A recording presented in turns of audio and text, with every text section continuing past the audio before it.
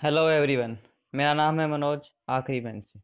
आज अपन डिस्कस करने वाले हैं some basic concept of chemistry के न्यूमेरिकल पोर्शन, जो अपने एनसीईआरटी है उसका सॉल्यूशन देखेंगे।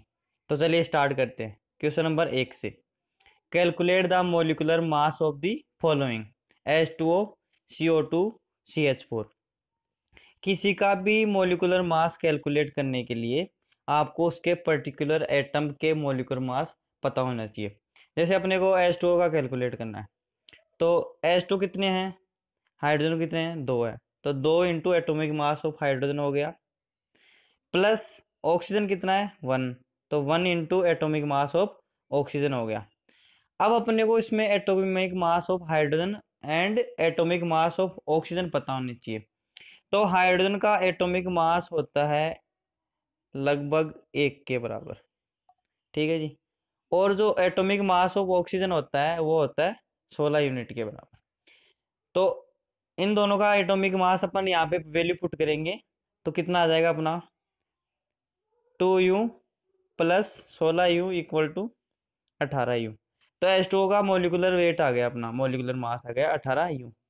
ऐसे आप किसी भी एटम, किसी भी कंपाउंड का कैलकुलेट कर सकते हैं। इसके लिए आपको क्या है, क्या याद रखना है कि molecular mass of particular atom, जैसे हाइड्रोजन का 1 होता है, ऑक्सीजन का 16 यूनिट हो गया। ऐसे सभी का आपको याद होना चाहिए। ये एक फिक्स वैल्यू है जो आपको याद होनी चाहिए, ठीक है। तो अपन अगला देखते हैं। अगला कौन सा है, CO2 है। तो CO2 का कैलकुलेट करने के लिए अपने को क्या मालूम होना चाहिए, कार्बन का मालूम होना चाहिए। तो क्या कार्बन कितने हैं, 1 है। तो क्या हो गया, 1 into atomic mass of carbon, plus oxygen कितने हैं, 2। 2 into atomic mass of oxygen. Carbon का एटोमिक मास कितना होता है, 12। कार्बन का कितना होता है, 12। ऑक्सीजन कितना होता है, 16। तो वैल्यू पुट करेंगे, आंसर क्या आ जाएगा, 12 प्लस 2 इंटू 16। आंसर आ गया 44 यूनिट, ठीक है जी। अगला कैलकुलेट करते हैं। अगला क्या है, CH4। CH4 का कैलकुलेट करने के लिए क्या मालूम होना चाहिए, atomic mass of carbon and atomic mass of hydrogen. तो क्या हो जाएगा, कार्बन कितने हैं, 1। तो 1 into atomic mass of carbon plus 4 into atomic mass of hydrogen. तो वैल्यू पुट करेंगे, कार्बन का कितना होता है, 12, हाइड्रोजन का 1। तो आंसर आ गया 16 यूनिट, ठीक है। नेक्स्ट क्वेश्चन देखते हैं।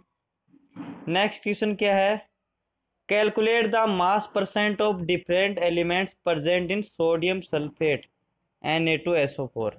इसके अंदर अपने को क्या कैलकुलेट करना है, मास परसेंट। इसको अपन वेट बाई वेट परसेंट ही बोल सकते हैं। तो मोलिकुलर मास फॉर्मूला कितना है इसका, Na2SO4 है। तो इसका सबसे पहले अपन निकाल लेते हैं मोलर मास। मैंने पहले बताया था किसी का भी मोलर मास निकालने के लिए आपको क्या होना चाहिए, पर्टिकुलर एटम के मोलिकुलर मास पता होने चाहिए। फिर अपन देखते हैं कितने उसमें सोडियम एटम है, कितने उसमें सल्फर एटम है, कितने उसमें ऑक्सीजन एटम है। तो चलिए जी करते हैं कैलकुलेट। सोडियम का कितना होता है, सोडियम का होता है 23। तो यहाँ पे 2 एटम है सोडियम के, तो क्या उतना हो जाएगा, 2 इंटू 23। प्लस ऑक्सीजन का कितना होता है, 4। ऑक्सीजन कितने हैं, 4 है।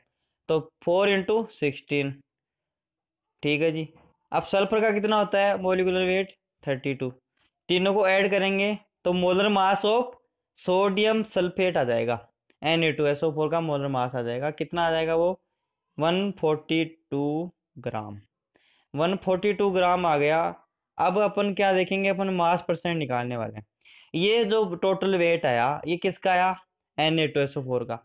अब अपन निकालेंगे मास परसेंट ऑफ डिफरेंट एलिमेंट्स, मतलब कि सोडियम कितना परसेंट है उसके अंदर, सल्फर कितना परसेंट है, ऑक्सीजन कितना परसेंट है इस सोडियम सल्फेट के अंदर। सोडियम सल्फेट के अंदर ये सारे कितने कितने हैं, तो ये कैलकुलेट करना है अपने को। तो चलिए करते हैं। तो सबसे पहले किसी भी मास परसेंट निकालने का फॉर्मूला क्या होता है, mass of that element divide by molar mass of compound into 100। ये हो गया मास परसेंट निकालने का फॉर्मूला, ठीक है। ये फॉर्मूला आता है तो आप किसी का भी मास परसेंट कैलकुलेट कर सकते हैं। तो चलिए अपने को कैलकुलेट किसका करना है, मास परसेंट ऑफ सोडियम कैलकुलेट करना है। मास परसेंट ऑफ सोडियम कैलकुलेट करना है तो अपने पास फॉर्मूला क्या था सोडियम सल्फेट का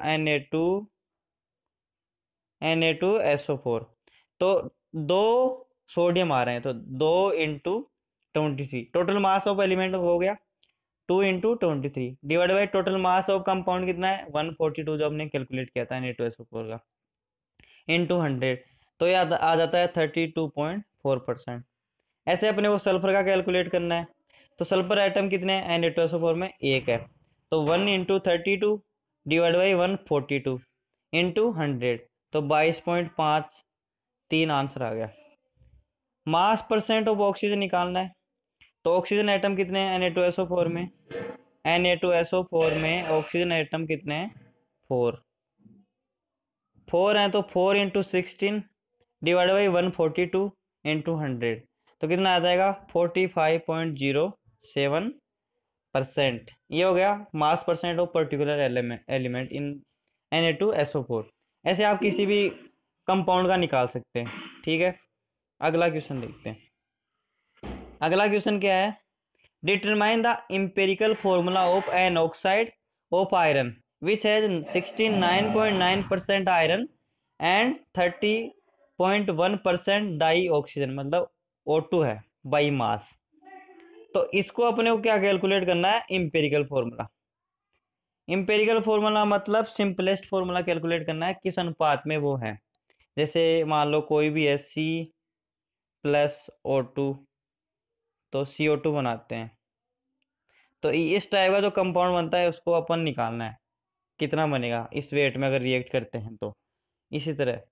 तो जैसे देखते हैं अपन, सबसे पहले किसी का भी एम्पिरिकल फॉर्मूला निकाल लो तो अपने को क्या देखना पड़ेगा किस मोल में है, तो उनका मोल निकालेंगे। सबसे पहले मोल निकालते कैसे हैं, देखो आयरन का मास दे रखा अपने को 69.9 वेट परसेंट और ऑक्सीजन का गिवन है। तो सबसे पहले मोल निकालते हैं आयरन के। आयरन के मोल कैसे निकालेंगे, मोल क्या होते हैं, gram weight divide by molecular wait. तो मोल्स ऑफ आयरन कैसे हो जाएंगे, ग्राम वेट कितना दिया है 69.9 डिवाइड बाई 56 होता है इसका आयरन का मोलिकुलर वेट, तो 69.9 डिवाइड बाई 56 तो इसके आ गए मोल 1.25। अब अपने को किस रिलेटिव मोल ऑफ ऑक्सीजन निकालने, मतलब आयरन ऑक्साइड में कितने मोल ऑक्सीजन के होंगे। तो मोल निकालने के लिए क्या आता है, gram weight divide by molecular wait. Gram weight given है 30.1 और मोलिकुलर वेट कितना होता है 16, तो कितना आ जाएगा मोल 1.88। ठीक है, ये मोल निकालिए। अब ये अपन क्या करेंगे, इन मोल निकालिए तो इनका रेशियो निकालेंगे अपन। तो simplest molar ratio of iron to oxygen, iron के मोल देखे अपने 1.25 आए, ऑक्सीजन के 1.88 आए, इनका रेशियो निकाल लिया। अब इनको अपन सिंप्लीफाई करते हैं तो इस रेशियो में आते हैं 1:1.5 1.5 का मतलब हो गया 3/2। अब ये रेशियो अपने को फ्रैक्शन में है। अब इसको अपन क्या करते हैं, सिंपलेस्ट वे में लाते हैं, सबसे सिंपलेस्ट वे में, तो इसको 2 से मल्टीप्लाई करते हैं। 2 से मल्टीप्लाई करने के बाद क्या हो जाएगा 2:3।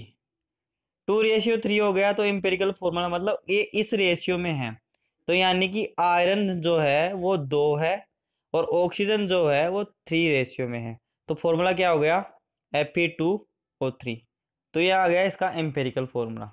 ठीक है, आप किसी भी कंपाउंड का ऐसे एम्पिरिकल फॉर्मूला कैलकुलेट कर सकते हैं अगर आपको उसके वेट परसेंट गिवन है, या फिर उसको डायरेक्ट मोल भी गिवन हो सकते हैं। अगर मोल गिवन है तो डायरेक्ट उनका रेशियो लीजिए, उन किस रेशियो में है तो डायरेक्ट आप उसका रेशियो के हिसाब से एम्पिरिकल फॉर्मूला निकाल सकते हैं। अगर मोल नहीं गिवन है तो आप उसके पहले मोल निकालिए। कैसे निकालेंगे, gram weight by molecular wait से। इसके लिए एक बशर्ते आपको याद होना चाहिए हर पर्टिकुलर एलिमेंट के मोलिकुलर वेट। ठीक है, मोलिकुलर वेट याद होगा तो आप किसी के भी मोल निकाल सकते हैं। ठीक है, अगला क्वेश्चन देखते हैं अपन। अगला क्वेश्चन क्या है, calculate the amount of carbon dioxide that could be produced when. पहला क्वेश्चन है, 1 mole of carbon is burned in air, मतलब 1 मोल कार्बन है तो उसका मतलब C, एयर में क्या होता है O2 और N2 दोनों होते हैं, C+O2 रिएक्ट करके क्या बनाएगा CO2, ये गिवन है पहला। तो 1 mole of carbon is burnt in air, तो एक अमाउंट ऑफ कार्बन डाइऑक्साइड कितनी प्रोड्यूस होगी, ये क्वेश्चन है। तो इसमें 1 मोल ऑफ कार्बन है, कार्बन के आगे कितना है 1 है, ऑक्सीजन के आगे कितना है 1 है, और CO2 के आगे कितना है, यानी 1 मोल कार्बन से कितना CO2 बनेगा, 1 मोल CO2 बनेगा। 1 मोल कार्बन से कितना बनेगा, 1 मोल कार्बन से 1 मोल CO2 बनेगा। ठीक है, अगला क्वेश्चन क्या है, 1 mole of carbon is burned in 16 gram of dioxygen. अपने को रिएक्शन सिर्फ एक ही याद रखनी है, C+O2 कन्वर्ट हो रहा है CO2। इसी से सारे क्वेश्चन हल हो जाएंगे। पहला क्वेश्चन इसी से देख सकते हैं, 1 मोल कार्बन 1 मोल CO2 देगा। 1 mole of carbon is burned in 16 gram of dioxygen. यहाँ पे डाइऑक्सीजन कितना है, डाइऑक्सीजन का मोलिकुलर वेट है 2 × 16, यानी 32 होना चाहिए 1 मोल कार्बन को रिएक्ट करने के लिए, लेकिन अपने पास कितने 16 ग्राम है। इसका मतलब यहाँ पे कितना है, हाफ है। इसका मतलब क्या हुआ, यहाँ पे कितना है, हाफ है। C+½ है और CO2 बना रहा है, तो यानी इतना ही अवेलेबल है अपने पास। तो क्या हो जाएगा, 16 ग्राम अवेलेबल है, तो 0.5 मोल ही रिएक्ट कर पाएंगे कार्बन के, तो यानी कि 0.5 मोल ही CO2 बन पाएगा। तीसरे में क्या दिया है, 2 मोल ऑफ कार्बन दिया है, कार्बन प्लस O2 क्या बन रहा है, CO2। इसमें दिया है 2 मोल ऑफ कार्बन, यानी 2 मोल कार्बन के दिए, लेकिन ऑक्सीजन 16 ग्राम ही है, लेकिन अपने को 32 ग्राम चाहिए 1 मोल बनाने के लिए। 32 ग्राम नहीं है तो कितना बनेगा, 0.5 मोल ही रिएक्ट कर पाएगा, मतलब आधा मोल ही रिएक्ट कर पाएगा। तो आधा मोल रिएक्ट कर पाएगा तो आधा मोल ही CO2 बनेगा, मतलब आधा मोल, मतलब इसका मोलिकुलर वेट कितना होता है, 12 + 2 × 16, तो कितना हो जाएगा, CO2 का मोलिकुलर वेट हो गया 44।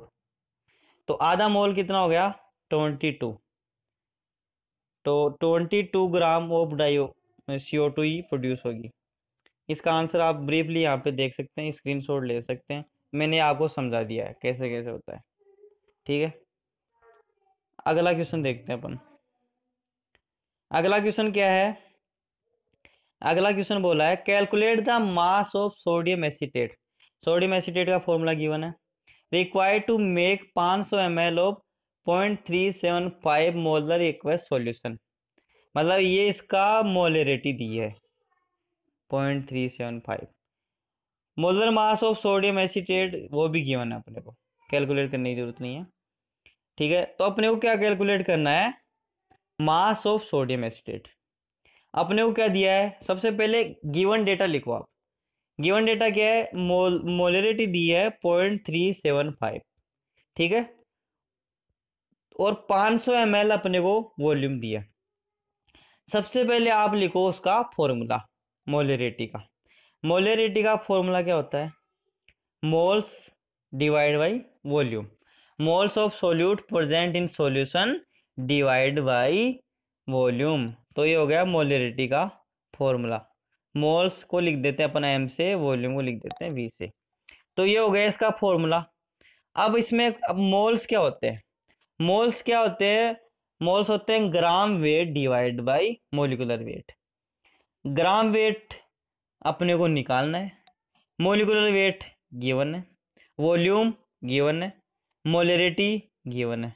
तो निकाल नहीं सकते क्या अपन सोडियम एसीटेट का मास, तो कैसे निकालेंगे, मोल्स क्या हो जाएंगे, मोल्स हो जाएंगे M × V, क्रॉस मल्टीप्लाई कर देते हैं। तो मोल्स क्या होते हैं, मोल्स को लिखेंगे अपन ग्राम वेट, जो अपने को ग्राम वेट G मान लेता हूँ, उसको निकालना है, और मोलिकुलर वेट अपने को गिवन है। मोलिकुलर वेट गिवन है तो मोलिकुलर वेट से डिवाइड करेंगे तो अपने को क्या आ जाएंगे, मोल्स आ जाएंगे। सबसे पहले अपन निकाल लेते हैं मोल्स। मोल्स कैसे निकालेंगे अपन, number of moles molarity into volume. Molarity कितनी है 0.375 गिवन है, इंटू वॉल्यूम कितना है 500 ml। ml है तो उसको लीटर में कन्वर्ट करना पड़ेगा पहले, क्योंकि अपने को मोलरिटी का फॉर्मूला किस में होता है, लीटर में होता है। 0.375 इंटू 500 डिवाइड बाई 1000, तो कितना हो जाएगा 0.1875 मोल। अब ये मोल आ गए, मोल क्या होता है, मोल मैंने बताया था, मोल एम मान लेता हूँ, तो gram weight g divide by molecular weight M W. तो ग्राम वेट निकालना तो क्या हो जाएगा, moles into molecular weight. Moles कितने आए 0.1875 इंटू मोलिकुलर वेट कितना है जो गिवन है 82.0245। तो दोनों को मल्टीप्लाई करेंगे, आंसर आ जाएगा required mass of sodium acetate 15.38 ग्राम। ठीक है, ऐसे किसी का भी आप मोलिकुलर मास कैलकुलेट कर सकते हैं। कोई भी डेटा दे सकता है, उसमें एक डेटा मिसिंग होगा, मतलब कोई फॉर्मूला लिखिए जो भी आपको गिवन है, वो डेटा लिखिए, उसके बाद उसका फॉर्मूला लिखिए, उसमें कौन सी चीज मिसिंग है वही आपको पूछेगा, बाकी चीजें आपको गिवन होगी। कैसे भी तोड़ मरोड़ के पूछ सकता है अगला एग्जामिनर, तो आपको ऐसे ही कैलकुलेट करनी है। ठीक है, अगला क्वेश्चन देखते हैं। Calculate the concentration of nitric acid per litre in sample which has density given है 1.4 gram per ml and the mass percent of nitric acid is being 69%। तो अपन इसको क्या कैलकुलेट करना है, अपने को उसका कैलकुलेट करना है कंसंट्रेशन मोल पर लीटर। मोल पर लीटर में कंसंट्रेशन कौन सी होती है बताओ, मोलरिटी। मोलरिटी होती है जिसमें मोल्स पर लीटर होता है, MYV। एम क्या है, मोल, पर लीटर मतलब वॉल्यूम ऑफ सॉल्यूशन। तो अपने को क्या कैलकुलेट करना है, मोलरिटी कैलकुलेट करना है।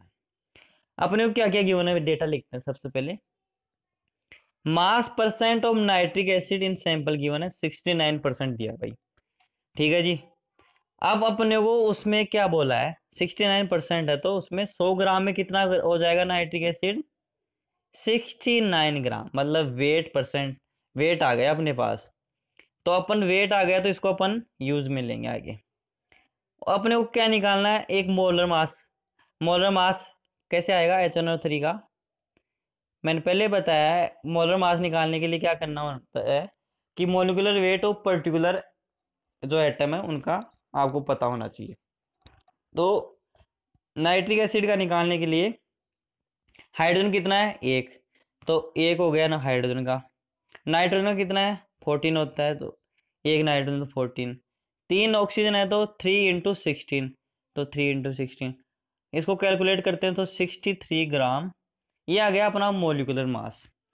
मोलिकुलर मास आ गया, अपने को ग्राम दे रखा है, ग्राम वेट दे रखा है, तो अपन क्या निकालेंगे यहाँ से, मोल्स निकाल सकते हैं। मोल्स निकालने के बाद अपने को वॉल्यूम गिवन नहीं है, वॉल्यूम कैसे निकालेंगे अपन, डेंसिटी गिवन है ना अपने को। डेंसिटी का फॉर्मूला बता देता हूँ, डी बराबर होता है मास बाई वॉल्यूम। ये क्या है, मास है, मास अपने को कितना है 69, डेंसिटी कितनी है 1.41, वॉल्यूम आएगा कि नहीं आएगा, तो यहाँ से क्या निकालेंगे अपन, वॉल्यूम निकालेंगे। ठीक है, तो नंबर ऑफ मोल्स इन 69 ग्राम कैसे निकालेंगे, मोल्स क्या होते हैं, gram weight divide by molecular wait. Gram weight कितना हो गया 69, और मोलिकुलर वेट हमने कैलकुलेट किया था HNO3 का, कितना आया था 63, तो कितना आ गया, मोल आ गए 1.095 मोल। अब वॉल्यूम निकालना है, वॉल्यूम कैसे निकालेंगे, डेंसिटी क्या होती है, डेंसिटी डी बराबर होता है M/V। वॉल्यूम निकालेंगे तो V क्या हो जाएगा, V बराबर हो जाएगा M/D। तो मास, मास कितना है कंपाउंड का नाइट्रिक एसिड का, हमने क्या माना है 100 ग्राम है, 100 ग्राम डिवाइड बाई 1.41 क्या है ये, उसकी डेंसिटी गिवन है, ये क्वेश्चन में गिवन है। तो यहाँ से ml आ गया, ml में आया क्योंकि हमने ग्राम में लिया था। ml में आ गया तो इसको अपन लीटर में चेंज करेंगे, 10⁻³ लग जाएगा, आगे लग जाएगा लीटर। ठीक है, अब लीटर हो गया ये। अब अपने को क्या करना है, कंसंट्रेशन इन मोल पर लीटर में। तो मोलरिटी क्या होती है, मोलरिटी होती है नंबर ऑफ मोल्स, ये मोल्स लिख रहा हूं मैं m से, डिवाइड बाई वॉल्यूम। मोल्स हमने निकाले 1.095 डिवाइड बाई लीटर हमने निकाला है वॉल्यूम, तो दोनों को डिवाइड करेंगे तो कंसंट्रेशन ऑफ नाइट्रिक एसिड आ जाएगा 15.44 मोल पर लीटर। ये इस क्वेश्चन का आंसर है। ठीक है, बहुत इजी सवाल था, सिंपल था। बस क्या बोला था मैंने, बोला था कोई भी फॉर्मूला होगा उसमें एक चीज मिसिंग होगी, वो ही पूछ लेगा। इसमें वॉल्यूम नहीं बताती अपने को और मोलरिटी नहीं बताती, लेकिन वॉल्यूम के लिए उसने डेंसिटी दी थी, तो डेंसिटी डी बराबर एम बाई वी से अपन वॉल्यूम निकाल के पुट कर देंगे। तो दो फॉर्मूले से और दो अननोन, तो सिंपल मैथ का सवाल बन गया। तो ठीक है, अगला क्वेश्चन देखते हैं। अगला क्वेश्चन क्या है, how much copper can be obtain from, how much copper can be obtain from 100 gram of copper sulphate. मतलब कितना कॉपर बनेगा 100 ग्राम कॉपर सल्फेट से।